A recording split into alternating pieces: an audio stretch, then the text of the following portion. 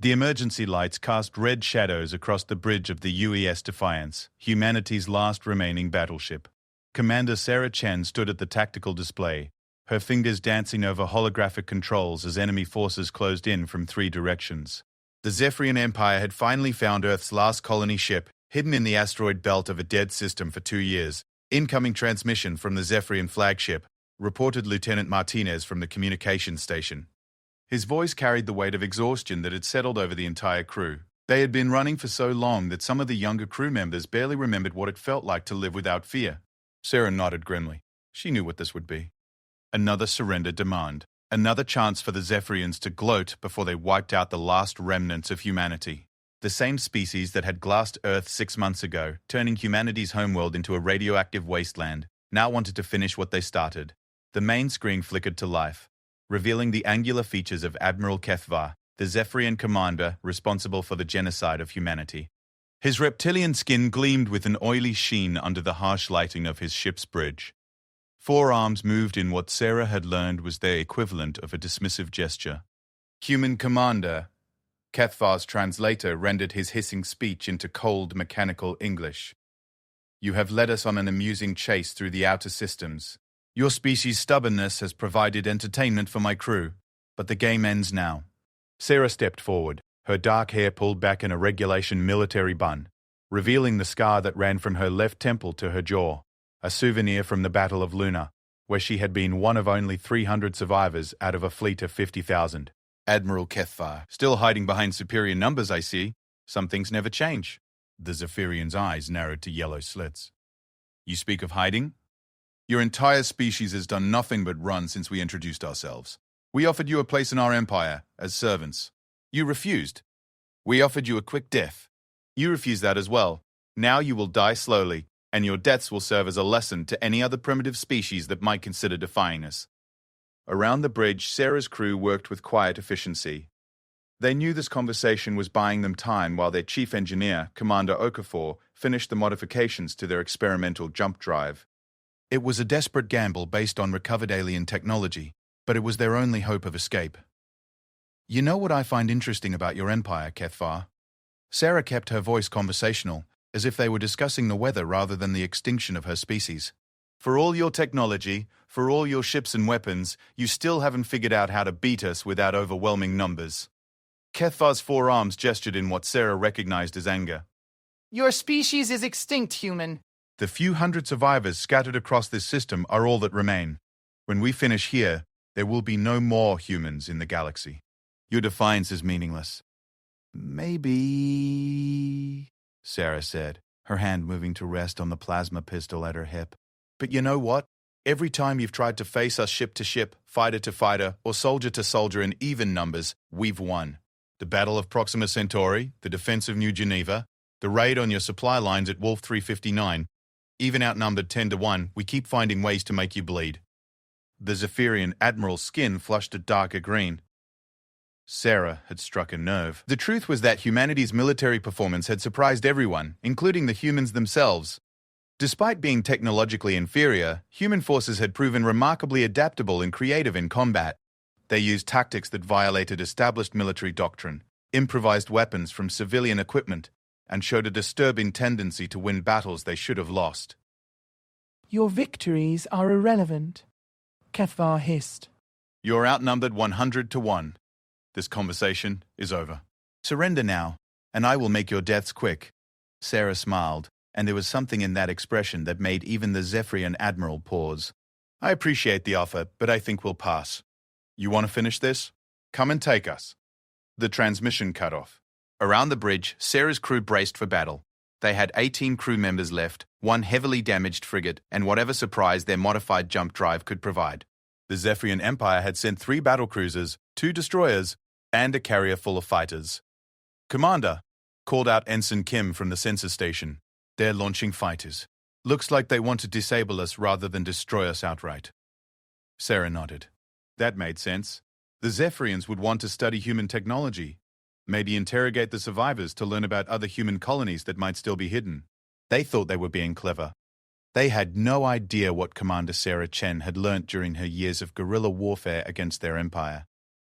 They were about to find out that when you back a human into a corner, when you take everything they have to lose, they become something far more dangerous than any alien race had ever encountered. Engineering? Status on the drive modifications? Sarah called out. Commander Okafor's voice crackled through the comm system. 90% complete, Commander. But I have to warn you, this is completely untested. We're trying to merge our jump drive technology with recovered Zephyrian equipment. The power requirements alone could overload our reactor. How long until we can jump? 10 minutes, assuming nothing explodes. Sarah looked at the tactical display. The enemy fighters would reach them in 8 minutes. Close but manageable. All hands, this is the commander. We're about to attempt something that's never been tried before. If it works, we might just live to fight another day. If it doesn't, we'll go down swinging. Either way, remember this. We are the last free humans in the galaxy. What we do in the next few minutes will determine whether our species has a future or becomes a footnote in someone else's history book. The crew worked with renewed purpose. These were men and women who had lost everything to the Zephyrian Empire. Families, friends, entire worlds. They had nothing left to lose and everything to prove. Fighters at 6 minutes and closing, reported Ensign Kim. Sarah moved to the pilot station and began manual flight control. The Defiance was a tough ship, built for exploration but modified for war. She had taken damage in a dozen battles, but her hull was still intact and her weapons still functioned. More importantly, her crew still believed in their mission. Commander, I'm detecting some kind of energy buildup from the lead battlecruiser, Kim called out. It looks like they're charging some kind of weapon we haven't seen before. Sarah frowned. The Zephyrians were full of unpleasant surprises. Can you identify it? Negative. The energy signature doesn't match anything in our database. Keep monitoring it. If they're bringing new toys to the party, I want to know what they do. Sarah's hands moved over the flight controls, adjusting their position relative to the asteroid field. If things went badly, they might need cover. Commander, Okafor's voice came through the comm again. I need to tell you something about these modifications. The Zephyrian technology we're incorporating, it's not just a jump drive enhancement. According to the technical specifications we recovered, it's some kind of space-time manipulation device. Meaning what exactly? Meaning it might do a lot more than just move us from point A to point B. The aliens seem to use this technology for tactical applications as well. Short-range teleportation, temporal displacement, that sort of thing. Sarah felt a cold certainty settle in her stomach. Okafor, are you telling me we're about to activate alien technology that we don't fully understand? Yes, Commander. But given our current situation, I thought you should know what we're getting into. The tactical display showed the enemy fighters spreading out into attack formation. They would be in weapons range in 4 minutes. Sarah made her decision. Continue with the modifications. Whatever happens, it's better than sitting here waiting to die. Aye, Commander. 3 minutes to activation. Sarah opened a channel to the entire ship. All hands, prepare for combat. We're going to give these aliens a fight they'll never forget. The bridge crew strapped themselves into their stations as the Defiance's engines came to full power. Outside the viewports, the stars wheeled slowly as the ship adjusted its position. Somewhere out there, 3 alien battlecruisers were closing in for the kill, confident that they were about to witness the end of humanity. They were wrong. Commander Sarah Chen had spent 2 years learning how to fight an enemy with superior technology and numbers. She had learned to think like them, to anticipate their moves, to turn their strengths against them. Most importantly, she had learned that humans possessed something the Zephyrian Empire had never encountered: the ability to adapt and overcome impossible odds through sheer bloody-minded determination. 2 minutes to jump drive activation, Okafor reported. All systems showing green. Fighters entering weapons range, Kim announced. Sarah's hands tightened on the controls. All weapons prepare to engage. Let's show them what humans do when they're cornered. The first energy blast from the Zephyrian fighters lit up space around the Defiance. The real battle was about to begin. The space around the Defiance erupted into chaos as Zephyrian fighters opened fire. Energy beams cut through the darkness, some missing the human ship by mere meters. Sarah felt the deck vibrate under her feet as the ship's defensive systems activated, creating a shimmering energy barrier around the hull. Return fire, she commanded. The Defiance's weapon systems came online with a satisfying hum. Plasma cannons and missile pods swiveled to track the incoming fighters. The first volley took out 2 of the smaller craft, their pilots caught off guard by the humans' aggressive response. Direct hit on fighters 7 and 12, reported Lieutenant Martinez from the weapons console. But we've got bigger problems, Commander. The battlecruisers are moving into position. Sarah watched the tactical display as 3 massive alien warships began their approach. Each one was nearly 10 times the size of the Defiance, bristling with enough firepower to level a city. The Zephyrians weren't taking any chances this time. 1 minute to jump activation. Okafor's voice echoed through the bridge. But Commander, the energy readings are off the charts. Whatever this alien technology does, it's drawing more power than our reactor should be able to provide. Can we handle it? Unknown. The power distribution patterns don't match anything in our engineering manuals. It's like the device is pulling energy from somewhere else. Sarah filed that information away for later consideration. Right now, staying alive took priority over understanding alien physics. Keep working on it. We need that jump drive online. The Defiance shuddered as a fighter's energy beam found its mark. Warning lights flashed across the bridge as systems reported damage to the port shield generator. Sarah adjusted their flight path, using the ship's superior maneuverability to stay ahead of the worst attacks. Commander, Kim called out from sensors. I'm detecting massive energy buildup from the lead battlecruiser. Whatever weapon they're charging, it's unlike anything we've seen. On the main screen, the Zephyrian flagship began to glow with an eerie blue light. Energy patterns danced across its hull like living lightning. Sarah had seen enough alien weapons to know that this was something new and dangerous. Time to activation? 30 seconds, Commander. But I'm reading some kind of interference from that battlecruiser. Their weapon system is affecting our modifications somehow.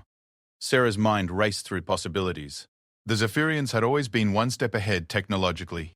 If they had developed a weapon specifically designed to counter human tactics, this could be their trump card. What kind of interference? It's like they're creating some kind of space-time distortion. Our jump calculations are going haywire. The lead battlecruiser's weapon reached full charge. A beam of blue energy lanced out across space, but instead of striking the Defiance directly, it created an expanding bubble of distorted space around the human ship. Sarah felt a strange tingling sensation, as if the air itself was becoming thick and heavy. Commander, our jump drive just went active on its own. Okafor's voice carried a note of panic. I can't shut it down. The Defiance began to shimmer around the edges, like a mirage on a hot day. Reality seemed to bend and twist around the ship as 2 incompatible technologies interacted in ways neither side had anticipated. Sarah felt the deck shift under her feet, not from acceleration, but from something far stranger. All hands, brace for emergency jump, she commanded. But her voice sounded distorted, as if she were speaking underwater. The universe twisted inside out. Sarah experienced a moment of complete disorientation. She was standing on the bridge of her ship, but she was also floating in space. She could see the Zephyrian fleet from impossible angles, as if reality had become a broken mirror reflecting multiple versions of the same scene. Time moved like thick honey, each second stretching into an eternity. Then everything snapped back into focus. The Defiance materialized in normal space, but something was wrong. The stars were in different positions. The asteroid field was gone. Most importantly, the Zephyrian fleet was nowhere to be seen. Report! Sarah called out, shaking off the lingering effects of whatever had just happened. Sensors are showing we're in an unknown system, Kim reported, his voice shaky. No sign of the enemy fleet. Commander, according to our navigation computer, we just traveled over 50,000 light-years in 3 seconds. Sarah stared at the tactical display in disbelief. 50,000 light-years would take months using conventional jump drives. Whatever had happened when the alien weapon interacted with their modified drive system, it had accomplished something impossible. Engineering! What's the status of our jump drive? Offline, Commander. Whatever happened burned out most of our modified components. But that's not the strangest part. What's the strangest part? According to my instruments, we didn't actually travel through space at all.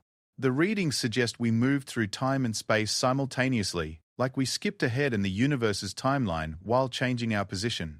Sarah felt a chill run down her spine. Time travel was purely theoretical, even for the advanced Zephyrian Empire. If humans had accidentally stumbled onto temporal manipulation technology, it could change everything. Can we do it again? Not with our current setup. The alien components are completely fried. We'd need to start from scratch. And we'd need more Zephyrian technology to make it work. Sarah was about to respond when Kim's voice cut through the bridge chatter. Commander, I'm detecting an artificial structure in this system. It's huge, maybe 10 kilometers across, and it's not showing up as any known design. The main screen shifted to show a massive space station floating in the void. Its architecture was unlike anything Sarah had ever seen. Smooth, flowing curves combined with sharp, angular sections in a design that seemed to shift and change even as she watched. Most disturbing of all, it was clearly abandoned, its hull scarred with battle damage. Are you detecting any life signs? Negative. The structure appears to be completely dead. But Commander, the energy signatures coming from that station match the readings we got from our modified jump drive. Sarah made a decision that would haunt her for the rest of her life. Set course for the station. If there's technology there that could help us fight the Zephyrians, we need to investigate. 20 minutes later, Sarah found herself in an airlock, preparing to board the alien station with a small team of her best people. Lieutenant Martinez carried a portable scanner, while Chief Petty Officer Williams brought enough firepower to handle any unpleasant surprises. Commander Okafor had insisted on coming along to examine any technology they might find. The interior of the station defied easy description. Corridors that seemed to stretch for miles in some directions while compressing impossibly in others. Walls covered with symbols that hurt to look at directly, as if they existed in more dimensions than human eyes could process. The architecture suggested a species far more advanced than either humans or Zephyrians. These power conduits, Okafor muttered as he scanned the walls. They're channeling energy through dimensional space. The builders of this place had technology that makes the Zephyrians look primitive. They moved deeper into the station, following energy readings that led toward what appeared to be a central chamber. Along the way, they found evidence of a battle. Blast marks on the walls, debris from destroyed equipment, and strange stains that Sarah preferred not to think about too closely. Whatever happened here, it was violent, Williams observed, his weapon at the ready. The central chamber took their breath away. It was enormous, easily the size of a football stadium, with a domed ceiling that showed a real-time view of the space around the station. In the center stood a device that could only be described as a technological wonder. A complex array of crystalline structures, metal conduits, and energy fields that created patterns of light and shadow throughout the chamber. Commander, Martinez called out from his scanner. This device is still active. Low power, but definitely functional. And according to these readings, it's some kind of temporal manipulation system, far more advanced than anything we accidentally created. Sarah approached the device cautiously. As she got closer, holographic displays began to activate around its base. The symbols were the same incomprehensible designs they had seen throughout the station, but somehow, Sarah found herself beginning to understand their meaning. It's a record, she said softly. The builders left instructions. They're called the architects, and they've been fighting something for thousands of years. Something that threatens all intelligent life in the galaxy. The holographic displays showed images of the galaxy as it existed millennia ago. Hundreds of species working together, sharing technology and knowledge. Then came the darkness, a force that consumed entire civilizations, leaving nothing but empty worlds in its wake. The Zephyrian Empire, Okafor breathed. They're not the original inhabitants of their worlds. They're the latest in a series of species that this consuming force has taken over. Sarah felt pieces of a cosmic puzzle falling into place. The Zephyrian seemingly irrational hostility toward other species, their focus on expansion and domination, their willingness to commit genocide without provocation. They weren't acting according to their own agenda, they were being controlled. The architects built this station as a last line of defense, she continued, reading the holographic records. They developed temporal technology to try and prevent the spread of the consuming force, but they failed. The station has been waiting here for someone to activate their final protocol. What final protocol? Martinez asked. Sarah's blood turned to ice as she read the answer. Time displacement. The ability to send a single person back through time to prevent the initial infection of the Zephyrian species. One chance to rewrite history and save the galaxy. The device began to respond to her presence, energy patterns shifting and changing as it prepared to activate. Warning signals flashed across the holographic displays, indicating that the protocol was a one-way trip. Whoever went back would be stranded in the past with no way to return. Commander, Okafor said, urgently. I'm detecting massive energy fluctuations. This thing is powering up whether we want it to or not. Someone approaching the device has triggered an automatic activation sequence. Sarah realized with growing horror that the architects had built a trap. The device would only activate when someone capable of completing the mission was present. Someone with the knowledge, skills, and determination to potentially succeed where the architects had failed. Someone like a human military commander who had spent years fighting the infected Zephyrian Empire. The temporal displacement field began to form around her. She had seconds to decide, step away and let the opportunity pass forever, or accept a suicide mission that might save every sentient species in the galaxy. But as she reached for her weapon to try and destroy the device, Reality twisted again. The air behind her shimmered, and Sarah spun around to find herself face to face with a figure that should not have been able to exist. Standing in the chamber, as solid and real as anything else, was a Zephyrian assassin. But not just any assassin. This one wore armor that seemed to bend light around itself, carried weapons that hummed with temporal energy, and moved with the fluid grace of someone who could step through time and space at will. Human commander, the assassin spoke in perfect, unaccented English. You will not interfere with the consumption. Your species' time is over. The assassin's form flickered, and suddenly he was behind her, a monomolecular blade at her throat. The ultimate killing technique of the Zephyrian Empire. Teleportation for perfect positioning, followed by a strike that could cut through any known material. But Sarah was already turning, her own knife flashing upward to meet his blade. She had been waiting for him to appear behind her, had sensed his approach through means she didn't fully understand. The two blades met in a shower of sparks as temporal energies clashed with human determination. The real battle was just beginning. The Zephyrian assassin's blade met Sarah's knife in a collision that sent shockwaves through the temporal device. Energy patterns across the chamber fluctuated wildly as two incompatible forces came into contact. The alien technology that allowed instantaneous teleportation and the human instinct that had somehow anticipated an impossible attack. Sarah pressed her advantage, driving the assassin back with a series of precise strikes. Her knife was standard military issue, designed for utility rather than combat, but her training made up for the weapon's limitations. Years of guerrilla warfare had taught her to fight with whatever was available.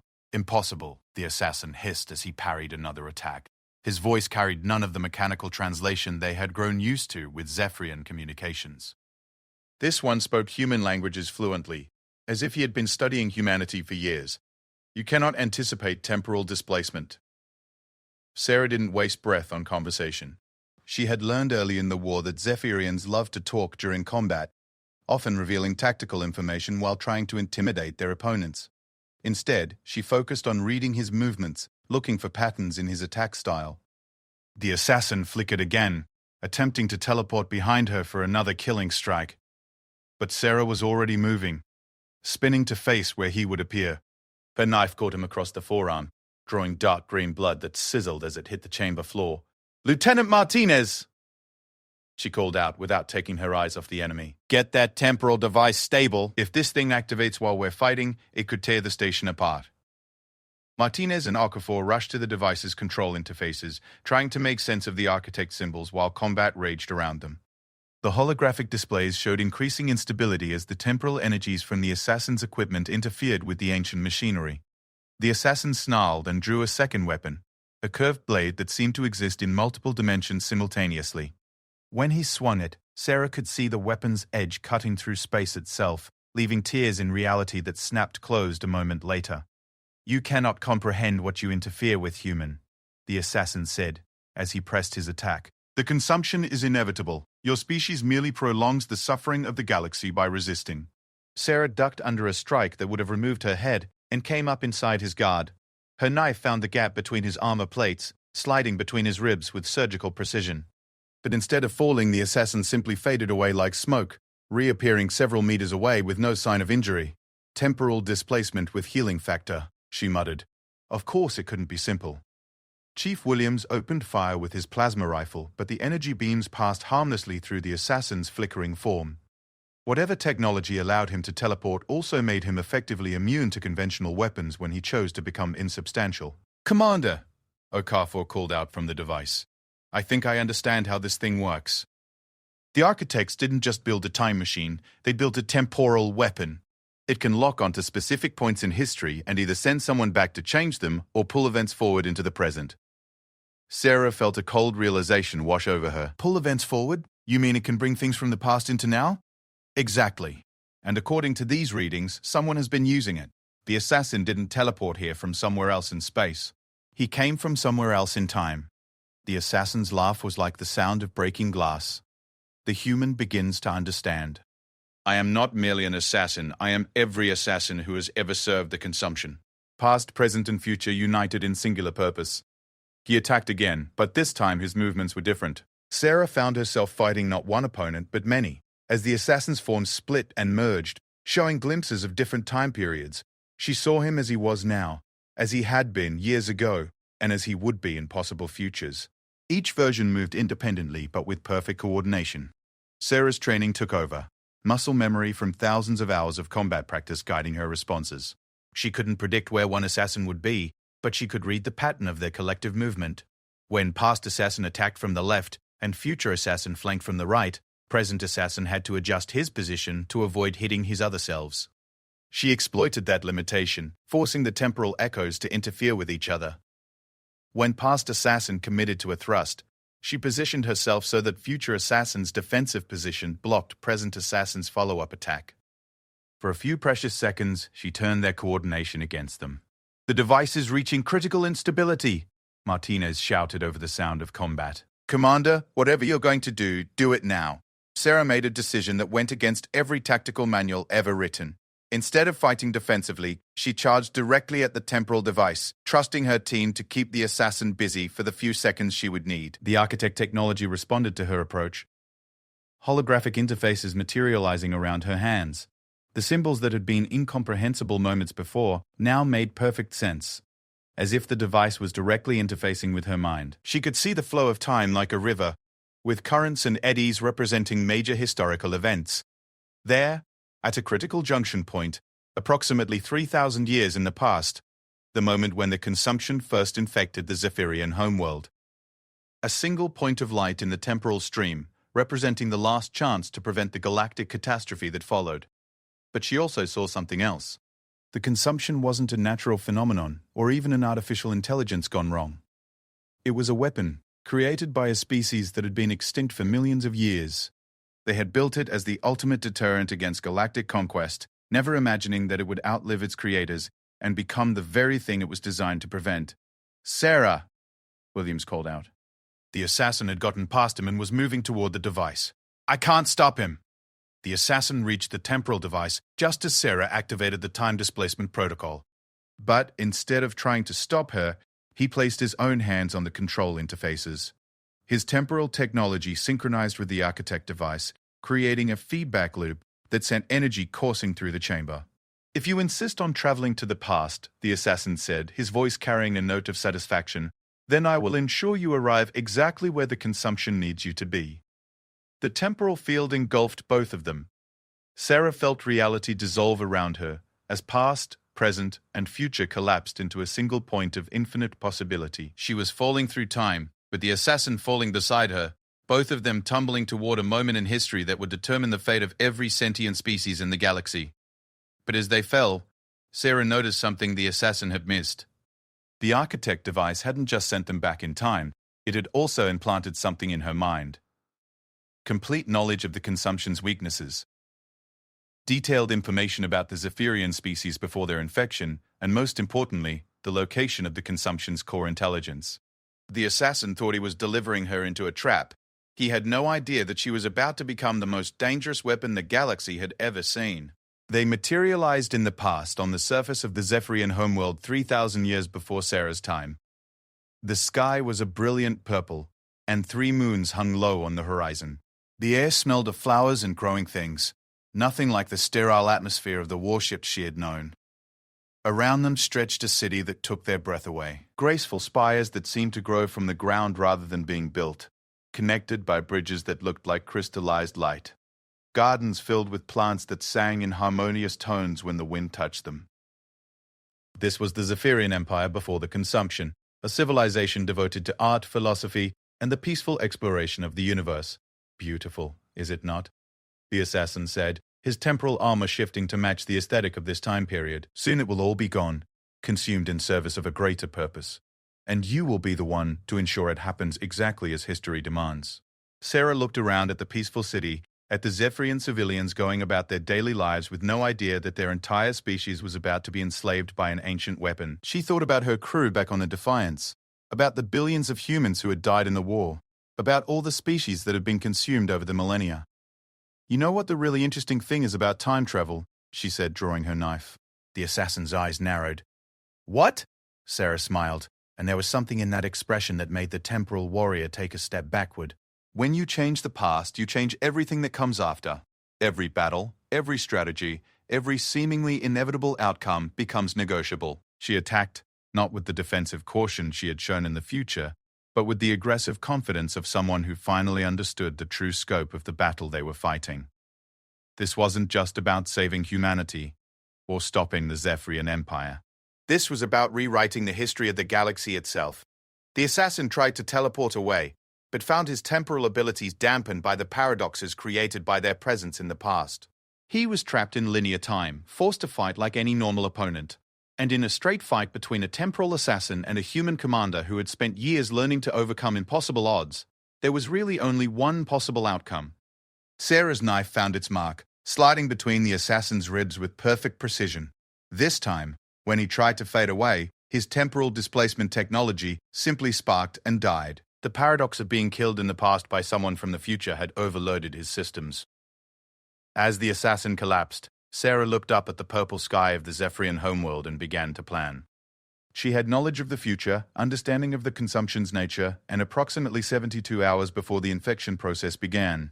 It was time to prevent a genocide that hadn't happened yet. Sarah stood over the assassin's body as it began to dissolve, the temporal technology in his armor consuming itself to prevent contamination of the timeline. She had won the immediate battle, but the war was just beginning. Around her, the peaceful Zephyrian city continued its daily rhythm, unaware that in 72 hours their entire civilization would be transformed into an instrument of galactic conquest. The knowledge the architect device had implanted in her mind was overwhelming. She could see the consumption process in perfect detail, how the ancient weapon would infiltrate the planet's communication networks, how it would rewrite neural pathways to create perfect soldiers, how it would spread from world to world like a virus of pure conquest. But she also saw something else, something the consumption didn't know she knew. The weapon had a weakness. It required a specific type of neural architecture to function properly, and the Zephyrians had only evolved that architecture in response to environmental pressures that wouldn't occur naturally for another 50 years. The consumption was arriving early, before its intended hosts were ready. That gave her an opportunity. Sarah began walking toward the city center, her military uniform drawing curious looks from the Zephyrian civilians. These people were nothing like the cold, efficient warriors she had fought in her own time. They moved with an artistic grace, their forearms gesturing in complex patterns that she realized were a form of visual poetry. Their skin showed subtle color shifts that indicated emotional states, currently displaying curiosity and mild concern at her presence. She needed to reach the Planetary Council chambers, where the Zephyrian government was preparing to receive what they thought was a diplomatic transmission from deep space. In reality, it was the consumption's initial contact vector, a seemingly innocent message that would begin the neural restructuring process. But first, she had to solve a more immediate problem. She was a human in a time period when humanity hadn't yet developed space travel. Her very presence was a paradox that could destabilize the timeline if she wasn't careful. A group of Zephyrian civilians had gathered around her, their conversations creating a musical pattern of overlapping voices. Sarah realized they weren't speaking individual words, but rather constructing a collective narrative through collaborative speech. When one speaker paused, another would continue the thought, creating a seamless flow of communication that was both efficient and beautiful. Unknown visitor, the group spoke in unison, their translation devices rendering the musical speech into recognizable language. You carry the scent of distant stars and the echo of future sorrows. From what realm do you come? Sarah had prepared for this question during her walk. I come from a time of great conflict, seeking knowledge that might prevent a terrible future. I need to speak with your planetary council about a threat that approaches from the deep void. The Zephyrians exchanged glances, their skin colors shifting through patterns that Sarah couldn't decipher. After a moment of silent communication, one of them stepped forward. You speak of the deep signal, the individual said. Our astronomers detected it 3 rotations ago. The Council has been in constant session trying to determine its origin and meaning. Sarah's blood ran cold. The consumption was already in contact with the planet. She might be too late to prevent the initial transmission, but perhaps she could still disrupt the neural restructuring process. Take me to them, she said urgently. The signal carries more than just information. It contains instructions that will transform your people in ways you cannot imagine. The Zephyrian who had spoken nodded gravely. I am Kethmore, a communications specialist with the Ministry of Stellar Relations. If what you say is true, then the Council must hear your words immediately. As they moved through the city, Sarah marveled at the sophistication of Zephyrian society before the consumption. Their architecture wasn't just functional but actively beautiful, with buildings that seemed to respond to the emotional states of their inhabitants. Gardens grew in impossible spirals, reaching toward the purple sky like living sculptures. Art was everywhere, integrated into every surface and structure. This was what the galaxy had lost when the consumption took hold, not just the Zephyrians themselves, but the beauty and creativity they might have contributed to the cosmic community. The council chambers were located in a towering spire at the heart of the city. As Sarah and Kethmore approached, she could see crowds of Zephyrians gathering in the surrounding plazas. Word of the deep signal had spread, and the population was waiting anxiously for news. Inside the chambers, Sarah found herself face to face with the Zephyrian High Council. 12 individuals sat in a circular arrangement, their combined voices creating complex harmonies as they debated the meaning of the signal. At the center of the circle, a holographic display showed the transmission they had received. Sarah's enhanced knowledge allowed her to read the signal in ways the Zephyrians couldn't. Beneath the apparent diplomatic greeting lay layers of neural programming code, designed to activate dormant regions of the Zephyrian brain and reshape their neural pathways. The process was already beginning. She could see subtle changes in the council members' behavior patterns. Honored Council, Kethmore announced, his 4 arms moving in respectful gestures. I present to you a visitor from a distant realm who claims knowledge of the deep signal's true purpose. The council's attention focused on Sarah with an intensity that was almost physical. When they spoke, their voices created a perfect chord that resonated through the chamber. Unknown One, you carry the resonance of temporal displacement. Speak your knowledge, that we might understand the nature of the signal we have received. Sarah stepped forward, knowing that the next few minutes would determine the fate of the galaxy. The signal you've received isn't a diplomatic contact. It's a weapon, created by a species that died millions of years ago. It's designed to take control of your neural systems and transform your people into instruments of conquest. The Council's harmony shifted to a discordant pattern that Sarah recognized as distress. You speak of neural parasitism, but our scientists have detected no harmful elements in the transmission. The harmful elements aren't in the transmission itself, Sarah explained, pulling up her enhanced knowledge of the consumption's methods. They're in your response to it. The signal contains quantum entanglement triggers that activate when your brains attempt to process the information. Once activated, they begin reshaping your neural pathways to match a predetermined pattern. She gestured toward the holographic display. You're not just receiving a message, you're being reprogrammed. One of the council members, whose skin had shifted to a deep red that Sarah interpreted as alarm, leaned forward. If what you say is true, then we have already been compromised. The signal was received and analyzed 3 rotations ago. The process takes time, Sarah said. Approximately 72 of your time units for complete restructuring, but it can be stopped if you act immediately. How? The council asked in unison. Sarah had been dreading this moment. The solution she carried in her enhanced memory was elegant but terrible.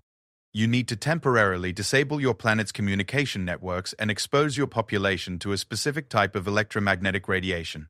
It will cause severe neural disruption, but it will also purge the consumption's programming before it can take hold. The council's harmony became a cacophony of conflicting voices. They were being asked to potentially harm their own population based on the word of a stranger who claimed to be from another time.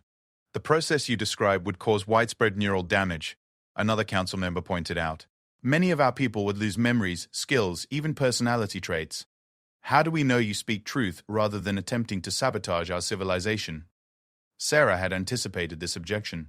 She reached into her pocket and withdrew a small device she had taken from the assassin's equipment. This contains recordings from my time period, showing what your species becomes under the consumption's influence. See for yourselves what the alternative looks like. The device projected holographic images of the Zephyrian Empire as Sarah knew it: cold, efficient warships glass entire worlds, emotionless soldiers committing genocide without question, the complete absence of art or beauty or individual expression. The council watched in horrified silence as they saw their own species transformed into something monstrous. "This is our future?" one of them whispered. "One possible future," Sarah corrected. "The one that happens if you don't act in the next few hours." The council deliberated for what felt like hours but was probably only minutes. Their musical conversation rose and fell in complex patterns that gradually resolved into harmony. "We will attempt your solution," they finally announced, "but we require assurance that you will remain to help us recover from the neural disruption." Sarah felt a weight settle in her stomach. She had hoped to find a way back to her own time after preventing the consumption. But the council was right. If she triggered the electromagnetic pulse that would save the Zephyrian people, she would be responsible for helping them rebuild their damaged society. "I'll stay," she agreed, "for as long as you need." What happened next moved with terrifying efficiency. The Zephyrians might have been a peaceful species, but they were also highly organized. Within 2 hours, communication networks across the planet had been shut down and electromagnetic generators had been positioned in every major population center. Sarah stood in the main control center as the final preparations were completed. Around her, Zephyrian technicians worked with desperate purpose, knowing that they were about to subject their entire civilization to a controlled catastrophe. "All stations report ready," Kethmore announced. He had volunteered to coordinate the operation despite knowing that his own memories would be among those damaged. Sarah's hand hovered over the activation control. Once she pressed it, there would be no going back. The electromagnetic pulse would save the Zephyrian people from the consumption, but it would also erase vast portions of their cultural knowledge and leave their society temporarily crippled. But, as she hesitated, alarms began sounding throughout the control center. The holographic displays showed massive energy signatures appearing at the edge of the solar system. N. "Ships," one of the technicians reported, his voice filled with terror. Hundreds of them, matching no known configuration. Sarah's enhanced knowledge provided the horrifying truth. The consumption had backup plans. If the neural restructuring process was interrupted, it would fall back on direct invasion. The fleet approaching the Zephyrian homeworld carried millions of previously consumed species, all ready to complete the infection process through force. "Press the button," Sarah shouted to Kethmore. "Do it now." But as the electromagnetic pulse raced across the planet, Sarah realized that saving the Zephyrians was only the first step in a much larger battle. The consumption had been preparing for resistance. Somewhere in the approaching fleet, ancient intelligences that had orchestrated the conquest of thousands of species were already adapting their strategies. The war for the galaxy's future was just beginning. The electromagnetic pulse swept across the Zephyrian homeworld like a cleansing wave. In the control center, Sarah watched the monitors as millions of lives were temporarily disrupted to save them from a fate worse than death. Across the planet, Zephyrians collapsed as the neural restructuring process was violently purged from their minds. Many would wake with gaps in their memories. Some might never fully recover, but they would wake as themselves, not as instruments of an ancient weapon. "Pulse completed," Kethmore reported, his voice strained. Even he had been affected, struggling to remember technical procedures he had known perfectly just moments before. "Planetary communication networks are offline. The consumption signal has been severed." Sarah nodded grimly. They had won the first battle, but the approaching fleet made it clear that the war was far from over. On the tactical displays, hundreds of alien warships continued their approach, carrying the consumed remnants of species that had fallen to the weapon over the millennia. "Time to intercept?" she asked. 6 local hours, reported a technician whose name Sarah couldn't remember due to his own neural disruption. "The ships appear to be of various origins, but they're moving in perfect coordination." Sarah studied the approaching fleet through her enhanced knowledge. She could identify vessels from dozens of different species. The elegant curves of the Veltar explorers, the brutal efficiency of Krog battleships, the impossible geometries of beings that existed partially outside normal space-time. All of them now served the consumption's singular purpose. But she also saw an opportunity. The consumption's greatest strength was its ability to coordinate diverse forces into a unified whole, but that coordination required constant communication between the controlling intelligence and its subordinates. If she could disrupt that communication... "Kethmore, I need you to get me access to your planet's defensive systems." The Zephyrian communication specialist nodded slowly. "Our defenses are primarily diplomatic in nature. We have early warning networks and some automated systems for deflecting asteroids, but nothing designed for military conflict." "What about your research facilities? Do you have any experimental technologies, anything that might be adapted for combat use?" Kethmore's skin shifted through patterns of concentration as he searched his damaged memories. "There is the Resonance Laboratory. They have been developing technology for long-range communication through quantum entanglement. Perhaps it could be modified to disrupt rather than facilitate communication." Sarah felt a spark of hope. "Show me." The Resonance Laboratory was located beneath the city in a vast underground complex that had somehow escaped the electromagnetic pulse's effects. Dr. Velkana, the lead researcher, met them at the entrance. Her neural patterns had been less affected than most, protected by the laboratory's shielding. The quantum resonance communicator, she explained as she led them through corridors lined with incomprehensible machinery. We developed it to allow instantaneous communication across galactic distances.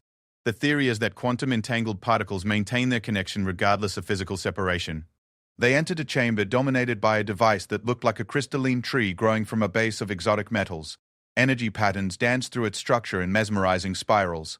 Sarah's enhanced knowledge immediately recognized the principles involved. This is similar to the technology the consumption uses to coordinate its forces, she said. If we can reverse the polarity and amplify the signal, we could create interference across their entire communication network. Dr. Velkana finished. But the power requirements would be enormous. We would need to channel the planet's entire energy grid through the device. Sarah made quick calculations based on the approaching fleet's composition. How long would the disruption last? Perhaps an hour, at maximum. The consumed forces would eventually adapt and establish new communication protocols. An hour. It wasn't much time to defeat a fleet carrying millions of consumed beings, but it might be enough to level the playing field. Sarah thought about her crew on the Defiance, still trapped in the future timeline where humanity had been nearly extinct.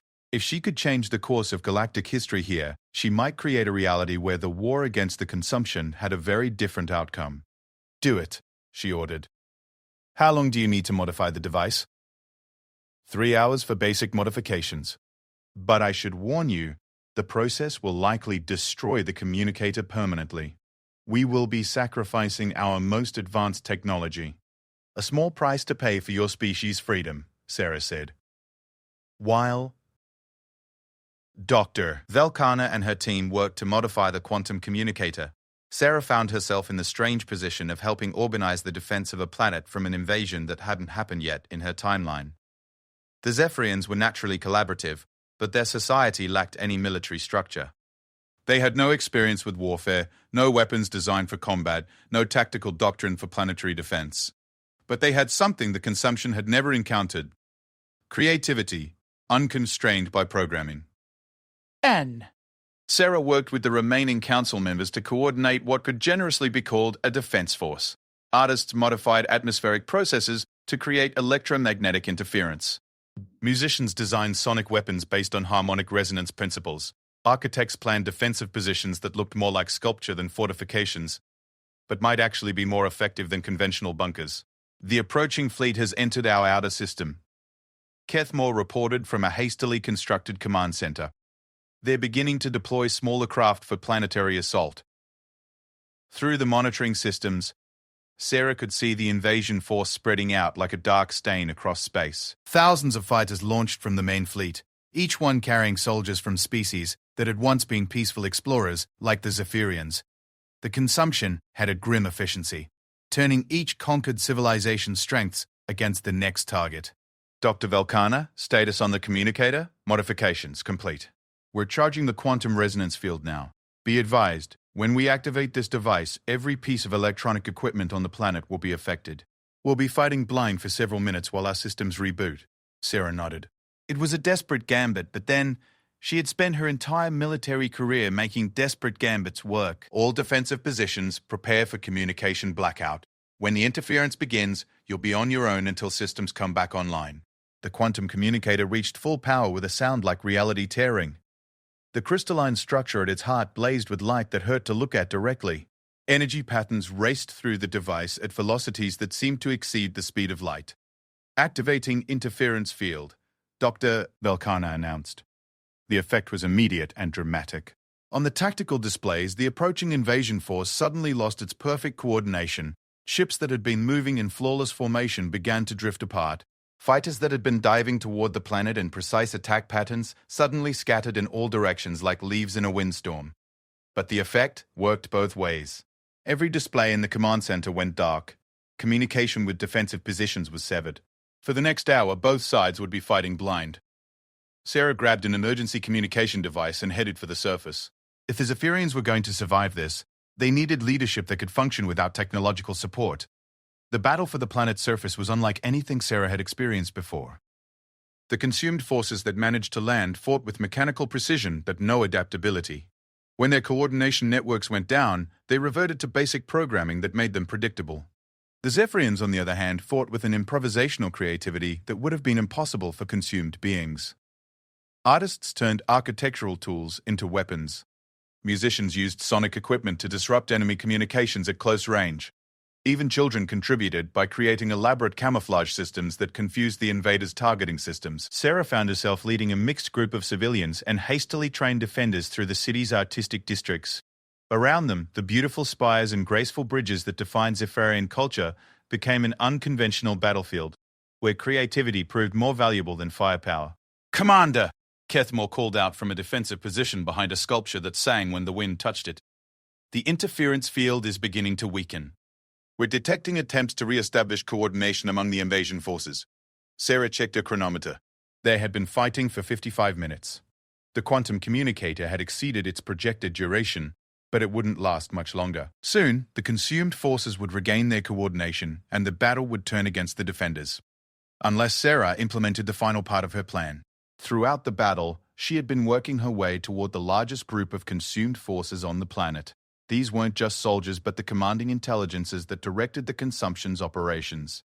If she could reach them while their communication networks were still disrupted, she might be able to use the neural programming knowledge she had gained to turn them against their own systems. The building they had occupied was one of Zephiria's greatest architectural achievements, a spire that reached toward the purple sky in a spiral of crystallized music. Now, it served as a command post for beings that had once been artists and explorers from a dozen different species. Sarah scaled the building's outer surface, using maintenance passages that the consumed forces had overlooked. The enhanced knowledge in her mind provided detailed information about each species' biology and psychology, information she hoped to use to break their programming. At the top of the spire, she found them, 12 beings from different species, their minds linked by the consumption's technology into a collective intelligence. They moved with perfect synchronization, their individual consciousness suppressed in service of the ancient weapon that controlled them. But the communication interference had weakened their connection to the consumption's core systems. For the first time in millennia, they were experiencing individual thoughts and memories. Sarah stepped into the command chamber, her knife at the ready but not immediately threatening. "I know what you are," she said. "And I know what you used to be." The consumed beings turned toward her in unison, but their movements were slower and less coordinated than usual. She could see confusion in their expressions as suppressed memories began to surface. "You were explorers," Sarah continued, addressing a being she recognized as once belonging to the Veltar species. "Your people spent centuries mapping the galaxy, discovering new worlds and new forms of life." "You were artists," she said to another, whose crystalline form marked her as one of the singing world's inhabitants. "Your species created music from the resonance of planetary systems." With each word, the being's programming weakened further. Individual personalities began to reassert themselves as the communication interference disrupted their connection to the consumption's controlling intelligence. Fight it, Sarah urged. Remember who you were before the consumption took you. Remember what you loved, what you hoped for, what made you unique. One by one, the consumed beings began to break free from their programming. It wasn't a complete liberation. The neural restructuring ran too deep for that. But it was enough to create doubt, to introduce chaos into the consumption's perfect order. The lead being, whose species Sarah didn't recognize, spoke with a voice that cracked with effort. "We remember, but the programming remains. We cannot fully break free." "You don't have to break free completely," Sarah said. "You just have to choose differently. Turn the consumption's own systems against it. Use your knowledge of its methods to help other species defend themselves." The being's expression shifted through several emotions before settling on something that might have been determination. "Yes, we will. Choose differently." The quantum communicator finally failed, its crystalline structure shattering in a cascade of sparks. But the damage to the consumption's coordination had already been done. Across the galaxy, consumed forces found themselves experiencing individual thoughts for the first time in centuries. Many remained loyal to their programming, but enough broke free to create a resistance movement within the consumption's own ranks. Sarah stood on the spire's observation deck as the invasion fleet retreated into space. Below her, the Zephyrian city sparkled in the light of its purple sky, wounded but not destroyed. Around her, beings from a dozen different species worked together to coordinate the evacuation of damaged areas and the treatment of wounded defenders. The galaxy she returned to, when the architect's temporal device finally brought her back to her own time, was very different from the one she had left. The Zephyrian Empire still existed, but it was an empire of art and exploration rather than conquest. Humanity had never been driven to near extinction because the consumption had never achieved the total coordination necessary for galactic domination. Commander Sarah Chen stood once again on the bridge of the UES Defiance. But now, it was not humanity's last hope, but part of a vast alliance of free species working together to explore the galaxy. The war against the consumption continued, but it was no longer a desperate fight for survival. It was a campaign of liberation. Freeing consumed species and helping them rediscover their individual natures. And somewhere in the depths of space, ancient weapons designed to enforce order through conquest found themselves facing an enemy they had never been programmed to understand. The chaotic creativity of free minds working together by choice rather than compulsion. The galaxy belonged to the living again, and Sarah Chen had helped make it possible by proving that sometimes the most powerful weapon is simply refusing to accept that defeat is inevitable. She had shown that when you back a human into a corner, when you take everything they have to lose, they become something that can rewrite the laws of reality itself. The assassin had teleported behind her, confident in his victory. But she had been waiting with a knife at his throat and the determination to change history itself.